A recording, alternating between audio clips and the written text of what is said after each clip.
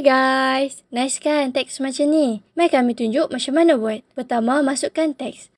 Pergi ke layer dan hold shift, klik teks dan background macam ni. So, right click dan pilih convert to smart object. Dah jadi macam tu, pergi ke filter dan pilih blur gallery. Field blur. Lepas tu, hampa klik dekat tempat yang hampa nak blurkan dan adjust. Alamak, tu blur semua. Jangan risau, hampa boleh tambah lagi dengan klik je kat mana tempat hampa nak edit. Dan hampa boleh adjust jadi clear macam ni. Lepas tu, sila keluarkan bakat terpendam yang hampa simpan selama ni. Lepas dah puas hati dengan hasil yang hampa buat, hampa boleh tekan OK kat hujung atas sekali. Pergi ke filter dan pilih pixelate. Lepas tu pilih color halftone. Dekat sini, semakin kurang number, semakin kecil dot. Dan semakin tinggi number, semakin besar dot. Tada! Belum siap lagi.